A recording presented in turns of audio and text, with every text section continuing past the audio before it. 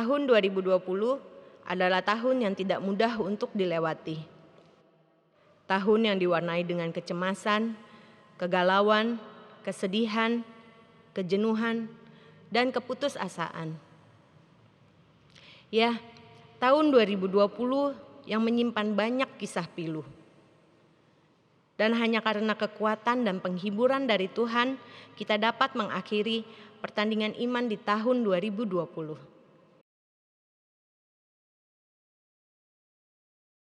Marilah kita mengakhiri tahun 2020 ini dengan ibadah. Tentu dengan keyakinan bahwa pertolongan kita adalah dalam nama Tuhan yang menjadikan langit dan bumi.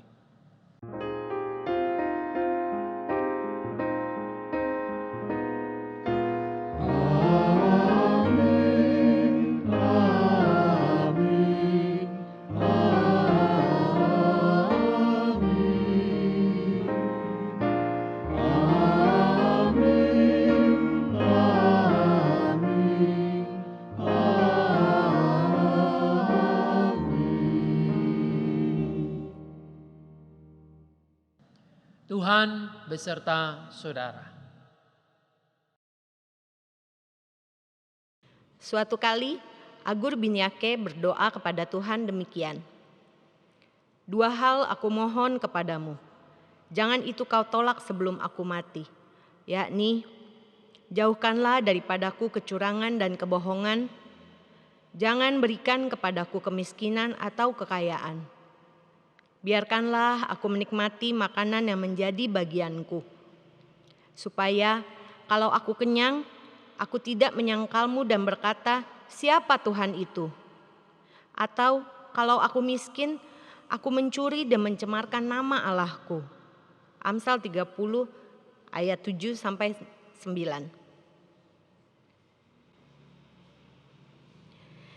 Pandemi COVID-19 telah menguras banyak pikiran, tenaga, dan harta kita. Tidak sedikit juga di antara kita yang merasakan kehilangan. Kehilangan pekerjaan, kehilangan kesempatan dan peluang, kehilangan rasa aman dan tentram, kehilangan mimpi dan harapan, bahkan kehilangan orang-orang yang kita cintai. Di dalam kecemasan dan kekurangan, apakah kita telah mencemarkan nama Allah? Jika kita mampu bertahan sampai saat ini, apakah kita telah menyangkal Tuhan? Di hari terakhir 2020 ini, marilah kita mengenang dan memeriksa kembali setiap langkah kehidupan kita di hadapan Tuhan.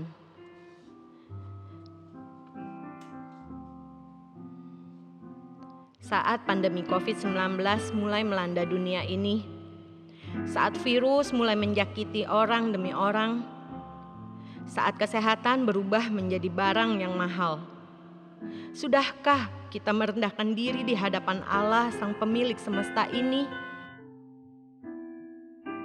Saat ciuman dan rangkulan berubah menjadi senjata yang mematikan, saat tidak mengunjungi kerabat dan sahabat berubah menjadi tanda cinta dan sayang kita, saat ketidakhadiran diri di gedung gereja berubah menjadi bentuk ibadah yang sejati, sudahkah kita membuka diri, hati, dan pikiran untuk merasakan cinta dari Allah Sang Maha Kasih?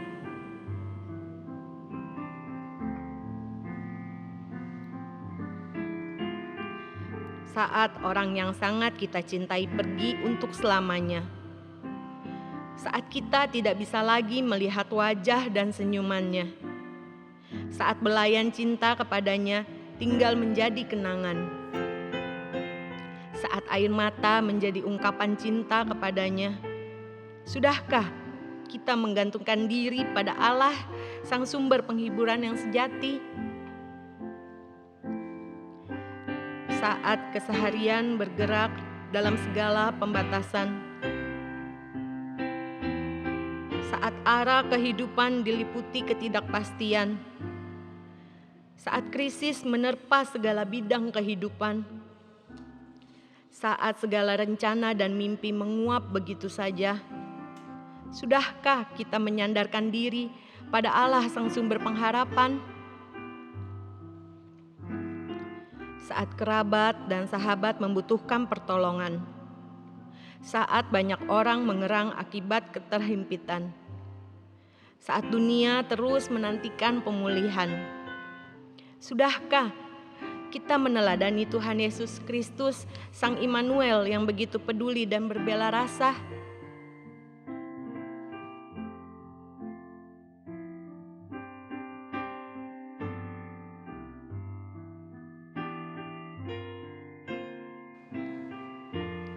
Marilah kita berdoa.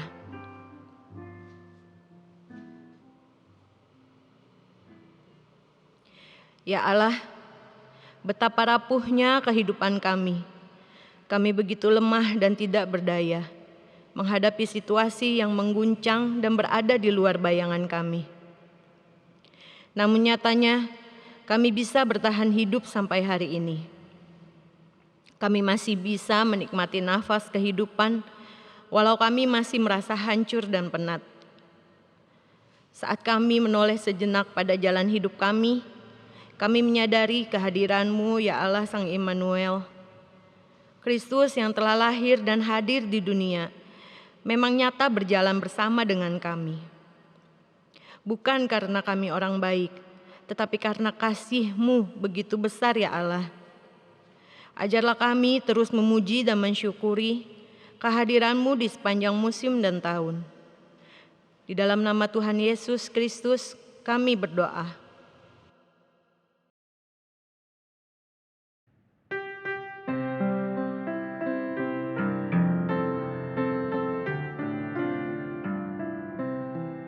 Sejenak aku menoleh pada jalan yang telah ku tempuh.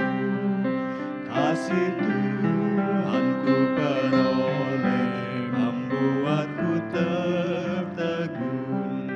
Jalan itu penuh liku, kadang-kadang tanpa terang, tapi Tuhan membimbingku hingga aku tercengang. Kasih Tuhan membimbingku dan hatiku pun tenang. Bukan karena aku baik, dipegangnya tanganku erat. Bukan pula orang lain hingga aku didekap. Oh, betapa aku heran dilimpahkan yang terbaik. Dengan apa ku nyatakan kasih Tuhan yang ajaib. Ku lakukan, ku sebarkan kasih Tuhan yang ajaib. Bapak Ibu sekalian, saudara-saudara, mari kita siapkan diri kita untuk menyimak firman Tuhan. Kita berdoa. Allah Bapa Surgawi, kami bersyukur ketika kami sampai pada saat ini, hari ini, menjelang pergantian tahun ini. Kami yakin dan percaya karena kuat kuasa-Mu, pertolongan-Mu itulah yang memampukan kami ada seperti sekarang kami berada. Oleh karena itu patutlah kami mensyukuri dan juga merenungkan setiap apa yang Engkau sediakan buat kami semua. Firman Tuhan akan mengantar penutupan tahun ini. Tuhan yang menolong melalui pembacaan firman-Mu ini. Roh-Mu yang kudus bekerja mengingatkan kami, membuka pikiran dan hati kami supaya kami mengerti maksud dan rencana-Mu, supaya kami mensyukuri berkat anugerah-Mu, dan supaya kami juga ke depan melakukan firman ini dengan baik. Engkau yang menolong anak-anak-Mu yang membaca bagian firman-Mu, dan juga hamba-Mu yang Kau percayakan untuk menguraikannya. Biarlah dengan leluasa Engkau menyatakan kehendak-Mu bagi kami kini dan di sini. Di dalam nama Tuhan kami Yesus Kristus kami berdoa kepada Bapa di sorga. Amin. Bacaan pertama diambil dari 1 Raja-Raja 3 ayat yang ke-5 sampai 14. 1 Raja-Raja 3 ayat 5 sampai 14. Di Gibeon itu Tuhan menampakkan diri kepada Salomo dalam mimpi pada waktu malam. Berfirmanlah Allah, mintalah apa yang hendak kuberikan kepadamu. Lalu Salomo berkata, Engkaulah yang telah menunjukkan kasih setiamu yang besar kepada hambamu Daud, ayahku, sebab ia hidup di hadapanmu dengan setia, benar dan jujur terhadap engkau. Dan engkau telah menjamin kepadanya kasih setia yang besar itu dengan memberikan kepadanya seorang anak yang duduk di tahtanya seperti pada hari ini. Maka sekarang, ya Tuhan Allahku, Engkaulah yang mengangkat hambamu ini menjadi raja menggantikan Daud, ayahku, sekalipun aku masih sangat muda dan belum berpengalaman. Demikianlah hambamu ini berada di tengah-tengah umatmu yang kau pilih, suatu umat yang besar, yang tidak terhitung dan tidak terkira banyaknya. Maka berikanlah kepada hambamu ini hati yang faham menimbang perkara untuk menghakimi umatmu dengan dapat membedakan antara yang baik dan yang jahat. Sebab siapakah yang sanggup menghakimi umatmu yang sangat besar ini? Lalu adalah baik di mata Tuhan bahwa Salomo meminta hal demikian. Jadi berfirmanlah Allah kepadanya, oleh karena engkau telah meminta hal yang demikian dan tidak meminta umur panjang atau kekayaan atau nyawa musuhmu, melainkan pengertian untuk memutuskan hukum. Maka sesungguhnya aku melakukan sesuai dengan permintaanmu itu. Sesungguhnya aku memberikan kepadamu hati yang penuh hikmat dan pengertian, sehingga sebelum engkau tidak ada seorang pun seperti engkau, dan sesudah engkau takkan bangkit seorang pun seperti engkau. Dan juga apa yang tidak kau minta, aku berikan kepadamu, baik kekayaan maupun kemuliaan. Sehingga sepanjang umurmu takkan ada seorang pun seperti engkau di antara raja-raja. Dan jika engkau hidup menurut jalan yang kutunjukkan, dan tetap mengikuti segala ketetapan dan perintahku, sama seperti ayahmu Daud, maka aku akan memperpanjang umurmu. Demikianlah sabda Tuhan. Saudara yang dikasihi dan mengasihi Tuhan Yesus, di penghujung tahun ini, tahun 2020, pembacaan Injil terambil dari Injil Yohanes, pasalnya yang ke-8, ayat 12 sampai dengan ayatnya yang ke-19. Inilah Injil Tuhan Yesus Kristus menurut Yohanes, pasal 8 ayat 12 sampai 19. Simak dan dengarkanlah Injil Tuhan Yesus Kristus. Maka Yesus berkata pula kepada orang banyak, katanya, Akulah terang dunia. Barang siapa mengikut aku, ia tidak akan berjalan dalam kegelapan, melainkan ia akan mempunyai terang hidup. Kata orang-orang Farisi kepadanya, Engkau bersaksi tentang dirimu, kesaksianmu tidak benar. Jawab Yesus kepada mereka, katanya, biarpun aku bersaksi tentang diriku sendiri, namun kesaksianku itu benar, sebab aku tahu dari mana aku datang dan kemana aku pergi. Tetapi kamu tidak tahu dari mana aku datang dan kemana aku pergi. Kamu menghakimi menurut ukuran manusia. Aku tidak menghakimi seorang pun. Dan jikalau aku menghakimi, maka penghakimanku itu benar, sebab aku tidak seorang diri, tetapi aku bersama dengan Dia yang mengutus aku. Dan dalam kitab Tauratmu ada tertulis bahwa kesaksian 2 orang adalah sah. Akulah yang bersaksi tentang diriku sendiri, dan juga Bapa yang mengutus aku bersaksi tentang aku. Maka kata mereka kepadanya, di manakah Bapamu? Jawab Yesus, baik aku maupun Bapakku tidak kamu kenal. Jikalau sekiranya kamu mengenal aku, kamu mengenal juga Bapakku. Sampai demikian jauh pembacaan Injil Tuhan Yesus Kristus. Tuhan Yesus berkata, yang berbahagia adalah setiap kita yang mau mendengarkan firman Allah, memelihara tentu dengan melakukannya. Haleluya.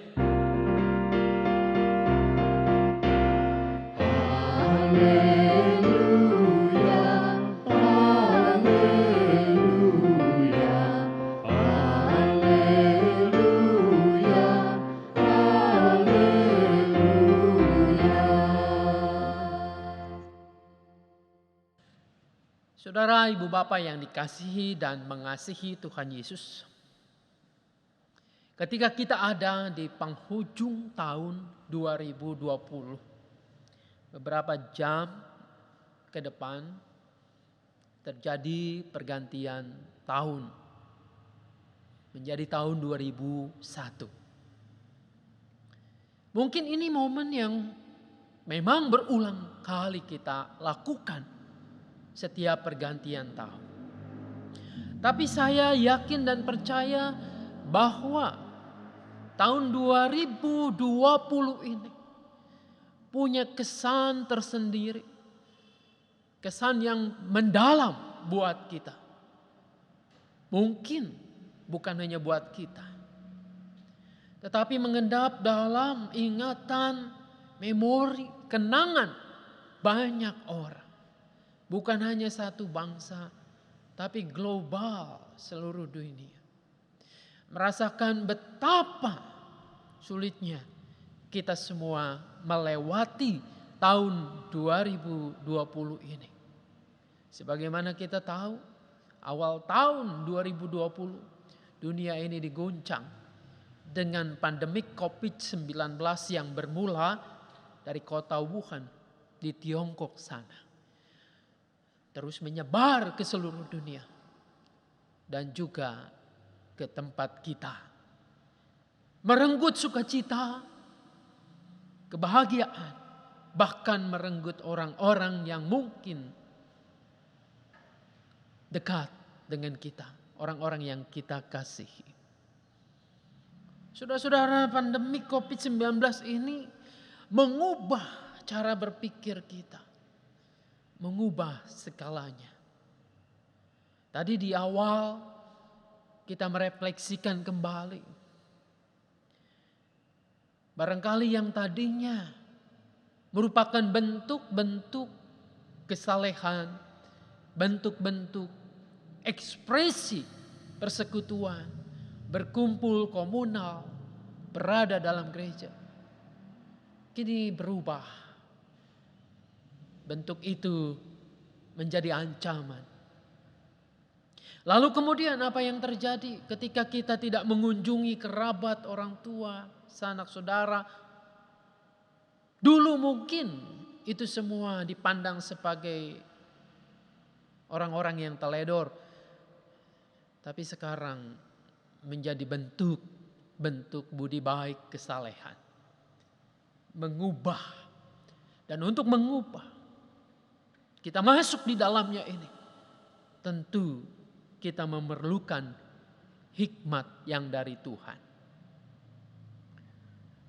Tema kita yang bersama-sama pada saat ini kita renungkan adalah bijaksana di akhir tahun. Saudara-saudara, jangan mengartikan tema ini bahwa kita punya rasa bijaksana, punya hikmat ini hanya di akhir tahun saja. Tetapi kita pahami bahwa di penghujung tahun ini kita punya hikmat, kebijaksanaan untuk melihat, mereview kembali kehidupan kita. Kehidupan kita yang sudah berlalu, lalu kemudian kita yang ada pada saat ini, kini dan di sini, dan berpijak dari itu kita akan meneruskan melalui hikmat yang ada yang Tuhan berikan kepada kita ini, ke depannya kita akan melangkah. Kata kunci bijaksana. Apa sih artinya bijaksana? Dalam beberapa minggu yang lalu, tema bijaksana juga pernah dikupas. Saudara-saudara, namun saya mau mengingatkan kembali tentang makna bijaksana ini. Bijaksana adalah selalu menggunakan akal budi. Akal budi itu bersumber dari apa? Dari pengalaman hidup. Lalu kemudian bisa juga dari pengetahuan yang diperoleh. Menggunakan akal budi ini sehingga menjadi arif, tajam pikirannya. Itu yang pertama, Kamus Besar Bahasa Indonesia mengatakan itu. Lalu yang kedua, pandai dan berhati-hati, cermat dan teliti apabila menghadapi kesulitan. Jadi ibu bapak yang dikasihi dan mengasihi Tuhan Yesus, seorang yang pandai belum tentu bijaksana.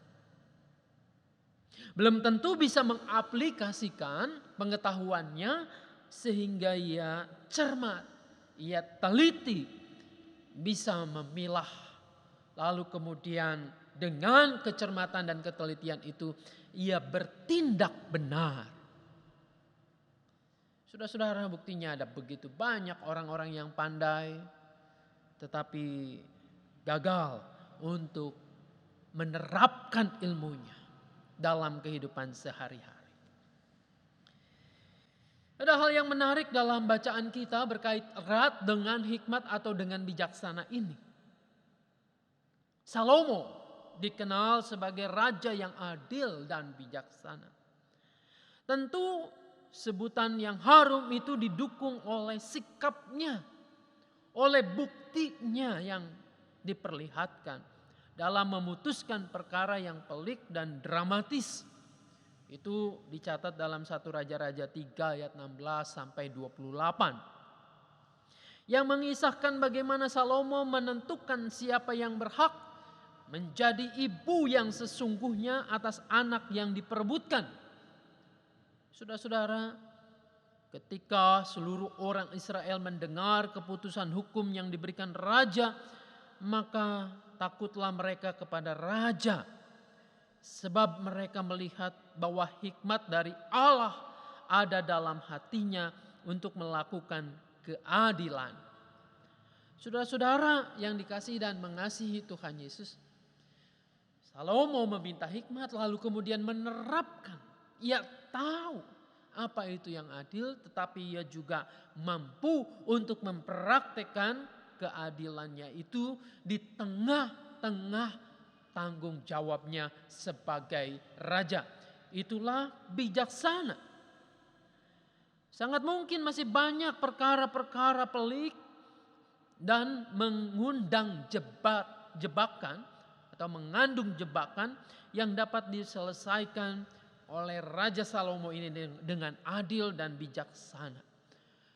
Saudara-saudara, hikmat Allah menuntun Salomo untuk bertindak bijaksana dan memberlakukan keadilan Allah. Berhikmat dalam konteks Salomo ini adalah mengambil keputusan yang adil untuk masalah yang tepat dengan cara yang tepat dan pada waktu yang tepat. Orang Israel percaya bahwa hikmat seperti itu bukan sembarang hikmat. Bukan kemampuan manusia belaka, melainkan bersumber dari Allah sendiri. Bayangkan ukurannya adalah bertindak dengan cara yang tepat, pada waktu yang tepat, dan dalam kondisi yang sangat genting itu. Ini adalah hikmat yang dari Allah sendiri. Saudara-saudara, Salomo punya hikmat seperti itu oleh karena sebelumnya dia meminta kepada Allah. 1 Raja-Raja 3 bacaan pertama itu ayat 15. Ayat 1 sampai 15 mengisahkan itu. Suatu ketika Salomo memberikan 1000 korban bakaran di bukit Gibeon. bukit pengorbanan yang terbesar pada masa itu. Karena pada saat itu belum ada bait Allah. Disitulah Tuhan menampakkan diri kepada Salomo dalam mimpi. Firman-Nya, mintalah apa yang hendak ku berikan kepadamu. Saudara-saudara bayangkan ya. Jika Anda diberikan tawaran ini, mintalah apapun yang engkau inginkan dan aku akan memberikannya. Kira-kira kita akan minta apa? Saudara-saudara, ada banyak orang yang tergoda untuk meminta uang, meminta kekuasaan, meminta umur panjang dan lain sebagainya. Namun di sini Salomo memperlihatkan kematangan spiritualnya. Dia tidak meminta itu semua. Tidak meminta harta kekayaan, tidak meminta kekuasaan, tidak meminta umur panjang. Melainkan ia meminta hikmat. Saudara-saudara, Salomo berkata, maka berikanlah kepada hambamu ini hati yang paham menimbang perkara untuk menghakimi umatmu dengan dapat membedakan antara yang baik dan yang jahat. Sebab siapakah yang sanggup menghakimi umatmu yang sangat besar ini? Jadi apa yang diminta oleh Salomo adalah kelengkapan sebagai raja yang mempunyai tugas yang tidak mudah itu. Salomo meminta hikmat agar ia bijaksana dalam memberikan keadilan. Ternyata Tuhan mengapresiasi permintaan Salomo ini. Dan kemudian Tuhan memberikan kemuliaan kepada Salomo. Apa yang tidak diminta oleh Salomo, Tuhan berikan yang terbaik untuk raja ini. Saudara-saudara, kisah Salomo mengajarkan bahwa hikmat itu datangnya dari Tuhan. Tapi tidak mengabaikan peran tanggung jawab manusia. Meskipun itu datang dari Tuhan, kita lihat dalam kisah Salomo di situ memintanya lalu kemudian ia melakukannya. Tuhan memberikan kepada setiap orang yang memintanya dengan sungguh, dengan maksud bukan untuk kepentingan sendiri, seperti popularitas dan meraih kekayaan, kekuasaan bagi diri sendiri, melainkan untuk kepentingan dan keadilan orang banyak, untuk memberlakukan keadilan Allah kepada ciptaannya. Salomo telah mendapatkan terang, ya, mendapatkan hidayah dari Allah sendiri. Hatinya diliputi oleh terang yang bersumber dari terang ilahi itu. Ia tidak keliru, tidak terkecoh dalam memutuskan perkara rumit, meskipun perkara itu berada di wilayah yang abu-abu, yang sangat sulit atau yang gelap sekalipun. Karena terang yang sesungguhnya telah ia miliki, yang berasal dari Allah itu. Saudara-saudara, banyak perkara dalam hidup kita yang berada di area yang tidak jelas, area abu-abu, atau mungkin saja area yang hitam pekat. Bercampur baur antara keinginan, egosentrisme kita dengan kondisi keadilan Allah yang harus diwujud nyatakan. Seringkali kita terjebak dalam subjektivitas kita. Seolah-olah yang kita lakukan adalah benar, adil dan bijaksana.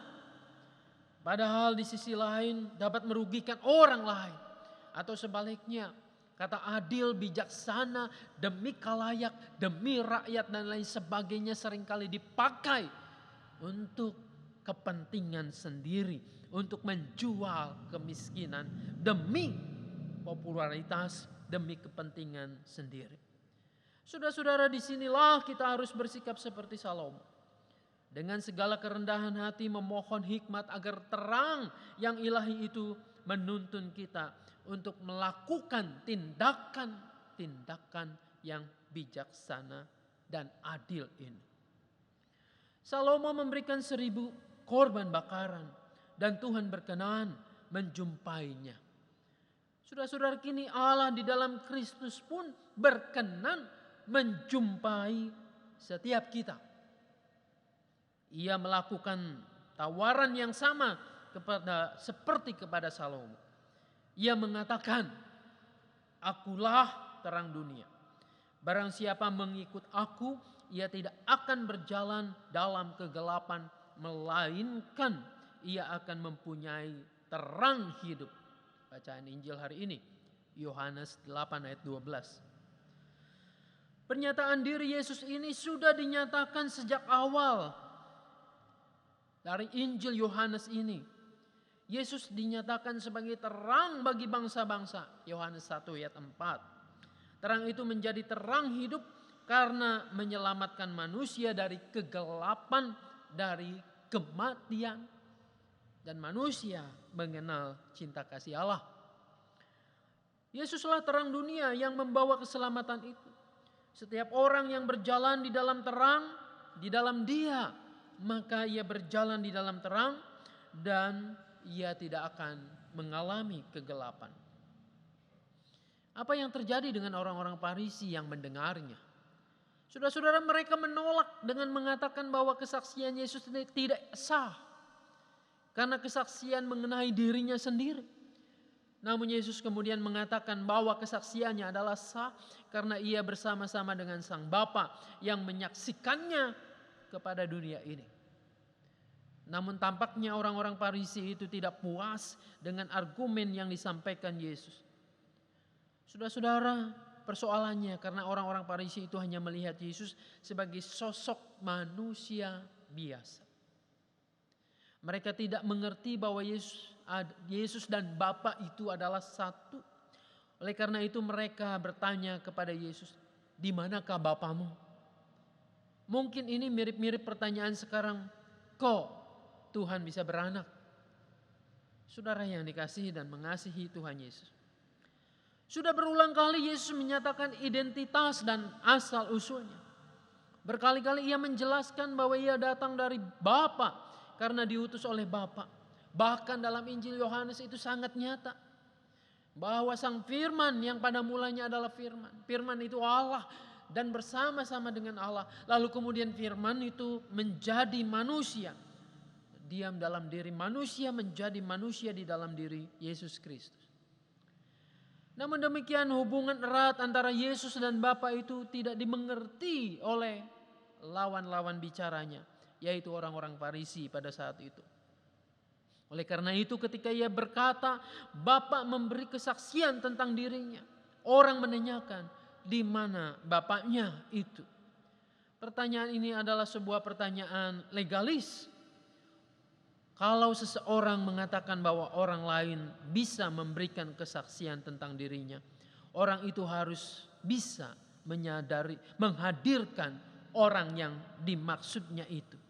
Kalau Yesus mengatakan bahwa Bapa sebagai saksi tentang dia, Yesus juga harus dapat membawa Bapa itu ke hadapan mereka. Saudara-saudara, jawaban Yesus masih menekankan kembali kesatuannya dengan Bapa. Orang-orang tidak mengenal baik anak maupun Bapa. Seandainya mereka mengenali identitas yang sejati dari Yesus ini, mereka akan mengenali Bapa juga. Dengan menolak Yesus, mereka menolak Bapa yang mengutusnya. Dan dengan demikian mereka tidak pernah mengenal Sang Bapa. Hal ini kelak akan dinyatakan kembali kepada Filipus oleh Yesus sendiri, yang meminta kepadanya agar ia menunjukkan Bapa itu kepada Filipus. Yesus menjawab, "Telah sekian lama aku bersama-sama kamu, Filipus, namun engkau tidak mengenal aku. Barang siapa telah melihat aku, ia telah melihat Bapa. Bagaimana mungkin engkau berkata, tunjukkanlah Bapa itu kepada kami? Tidak percayakah engkau bahwa aku di dalam Bapa dan Bapa di dalam aku? Apa yang aku katakan kepadamu tidak aku katakan dari diriku sendiri, tetapi Bapa yang diam di dalam aku dialah yang melakukan pekerjaannya." Saudara-saudara, Yesus adalah sang terang dan terang itu menerangi kehidupan dunia ini. Yesus mengatakan bahwa dirinya adalah satu dengan Bapa. Dan kesaksian itu adalah kesaksian yang benar ketika Yesus bisa menghadirkan Sang Bapa dalam hal ini, menghadirkan cinta kasih Bapa melalui tindakannya, melalui cara hidupnya, melalui apa yang diperagakannya dalam dunia ini. Ia menghadirkan sang terang itu sungguh-sungguh bukan sesuatu yang abstrak, tetapi sesuatu yang konkret, nyata. Terang itu menjadi manusia yang mengajarkan dan memberi contoh tentang hikmat yang sesungguhnya, supaya manusia bisa hidup bijaksana, memberlakukan keadilan Allah di dunia ini. Sehingga dengan demikian setiap orang percaya dimampukan untuk menjawab tantangan kepahitan hidup, untuk mengenyahkan kegelapan ini. Saudara, kepahitan di dunia ini tidak semestinya ditanggapi dengan penyesalan, dengan kekecewaan. Justru disinilah Tuhan menghadirkan Anda dan saya untuk meneruskan bela rasa dan keadilan Allah. Inilah jawaban dari kepahitan hidup dengan Natal yang kita rayakan kemarin itu, yang kita sambut ini. Maka kita diminta untuk meneruskannya. Terang, ini lilin terang, lambang kehadiran Kristus, sang terang itu. Maka harus kita miliki, dia bukan hanya ada di sini tetapi di hati kita. Untuk meneruskannya sehingga kita punya hikmat. Hikmat yang sama seperti hikmat Salomo. Hikmat yang sama seperti hikmat yang diberikan Allah itu.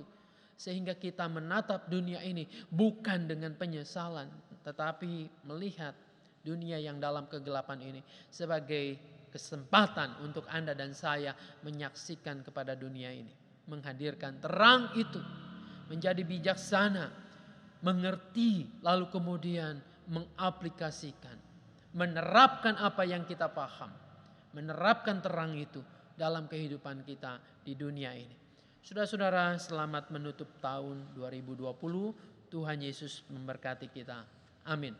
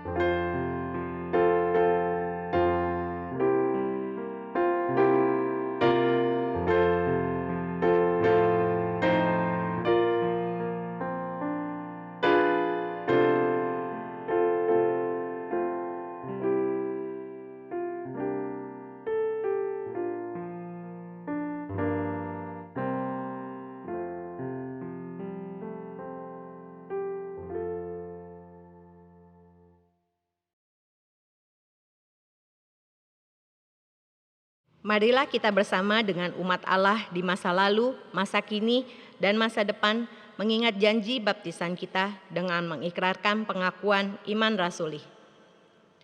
Aku percaya kepada Allah, Bapa yang Maha Kuasa, Khalik langit dan bumi, dan kepada Yesus Kristus, anaknya yang tunggal Tuhan kita, yang dikandung daripada Roh Kudus, lahir dari anak darah Maria, yang menderita sengsara di bawah pemerintahan Pontius Pilatus, disalibkan, mati dan dikuburkan, turun ke dalam kerajaan maut, pada hari yang ketiga, bangkit pula dari antara orang mati, naik ke surga, duduk di sebelah kanan Allah, Bapa yang Maha Kuasa. Dan dari sana ia akan datang untuk menghakimi orang yang hidup dan yang mati. Aku percaya kepada Roh Kudus, gereja yang kudus dan am, persekutuan orang kudus, pengampunan dosa, kebangkitan orang mati, dan hidup yang kekal. Amin. Mari kita menyatukan hati kita untuk menyampaikan syafaat. Ketika kami menoleh kembali ke belakang dalam jalan kehidupan kami, berliku-liku yang harus kami hadapi. Ada suka, ada duka. Namun tampaknya ada begitu banyak masalah di tahun ini. Ada begitu banyak penderitaan dan kesulitan. Namun kalau kami kembali menoleh, kasih Allah itu nyata. Kasih Tuhan itu nyata. Tidak hanya Engkau menolong memampukan kami, tetapi memberikan terang itu dalam hidup kami, sehingga kami boleh berjalan dalam kelamnya kehidupan ini dengan bekal terang yang ada, yang Engkau berikan. Biarlah terang itu terus memancar dalam hidup kami. Tuhan Bapa di surga, ada banyak alasan untuk kami juga menjadi kecewa, menjadi frustasi. Tetapi kalau kami melihat kasih Allah, ada banyak juga alasan untuk kami mensyukurinya. Untuk bersyukur atas rahmat dan penyertaan Bapa. Biarlah ini semua menolong kami. Engkau yang menilik kami dalam keluarga kami masing-masing. Kehidupan keluarga kami, pergumulannya, kesulitannya, kesakitannya, kerapuhan kami. Biarlah Tuhan Engkau yang mengangkat kami, memulihkan, menguatkan, memberikan pengharapan di tahun yang akan kami tempuh bersama 2001 ke depan ini. Demikian pula pemerintah bangsa kami, Tuhan yang menolong menjaga negara Indonesia dari perpecahan, dari berbagai hal yang dapat merusak. Tuhan yang mengasihi bangsa kami dengan kasih seperti yang Kristus ajarkan, sehingga kami dapat saling mengasihi, mengatasi segala perbedaan, mengatasi segala hal yang mungkin bisa dijadikan pemicu konflik. Tuhan berikan kedamaian bagi bangsa ini. Demikian pula bagi dunia ini yang merindukan pemulihan. Kami percaya bahwa Tuhan yang menolong. Bagi gereja kami bersyukur meskipun kami tertatih-tatih melakukan pelayanan, melakukan berbagai macam hal yang kami yakini untuk merespon karya kasih Tuhan itu. Kami percaya Tuhan menyertai. Dalam kelemahan keterbatasan kami, tangan Tuhan bekerja. Oleh karena itu kedepannya pun kami yakin bahwa Tuhan tetap menjaga, memelihara. Bapa di surga, inilah doa-doa kami. Kami percaya Engkau mendengarkannya, Engkau mengindahkannya. Karena kami mengalaskannya dalam nama Tuhan kami Yesus Kristus. Amin.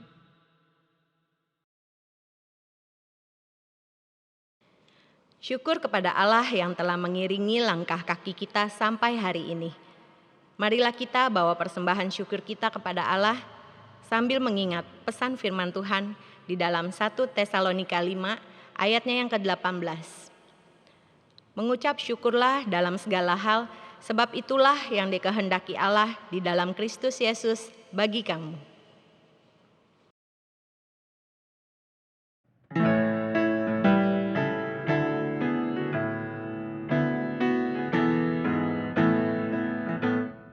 Hidup kita yang benar haruslah mengucap syukur, dalam Kristus bergema, janganlah terkebur.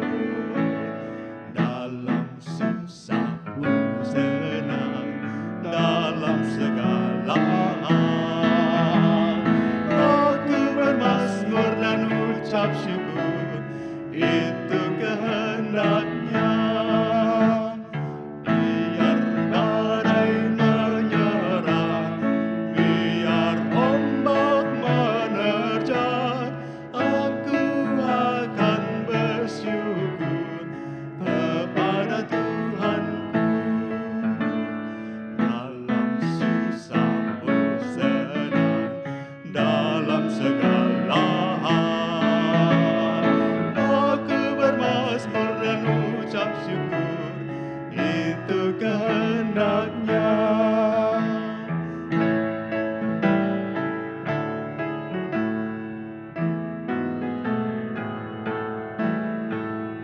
Apa arti hidupmu?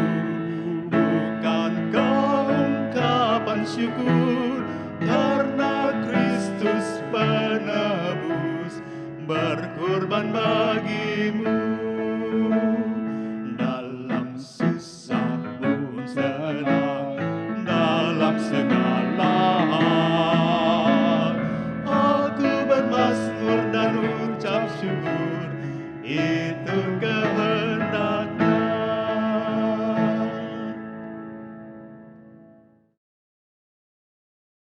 Ya Bapa, kembali kami datang membawa persembahan kami di penghujung tahun 2020 ini.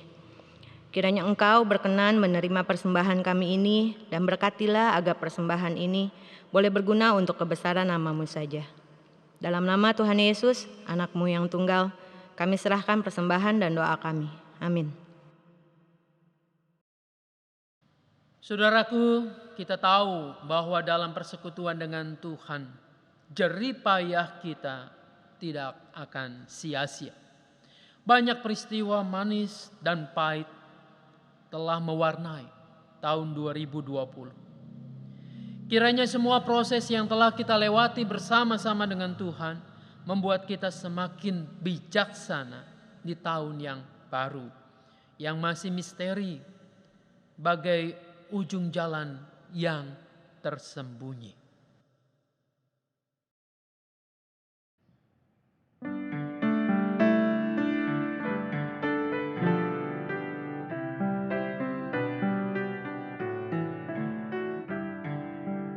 Tersembunyi ujung jalan, hampir atau masih jauh. Ku dibimbing tangan Tuhan ke negeri yang tak ku tahu. Bapa, ajak aku ikut, apa juga maksud-Mu. Tak bersangsi atau takut, beriman tetap teguh. Meski langkahmu semua tersembunyi bagiku, hatiku menurut jua dan memuji kasih-Mu. Meski kini tak ku nampak, nanti ku berbahagia apabila terang-Mu tampak dengan kemuliaan-Nya.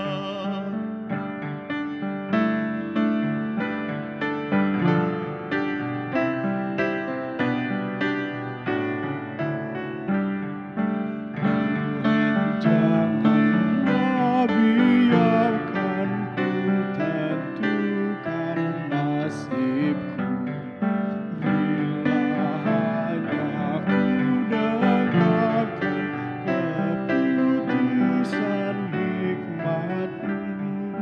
Aku ini pun selaku kanak-kanak yang bebal, Bapa jua bimbing aku ke kehidupan kekal. Dengan Bapa aku maju dalam malam yang kelam, ke negeri yang tak ku tahu, dengan mata terpejam.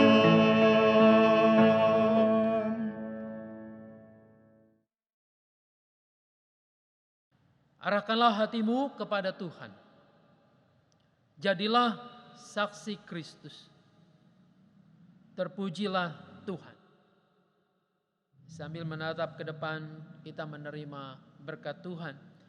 Tuhan memberkatimu waktu tenang dan waktu tegang.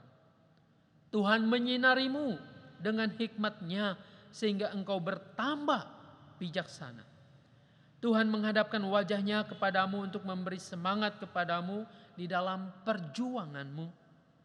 Dan sampai kita bertemu kembali, kiranya cinta kasih dari Allah Bapa melalui anak tunggalnya Yesus Kristus dan persekutuan dengan Roh Kudus senantiasa memerintah dalam hatimu dari sekarang ini sampai selama-lamanya.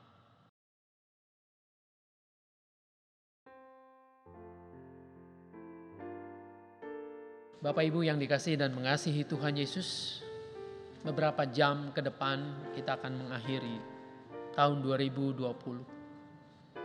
Baiklah, pada saat ini perayaan-perayaan pergantian tahun mungkin saatnya kita lakukan di rumah kita masing-masing, sambil kita terus merenungkan dan bersyukur atas kasih Tuhan.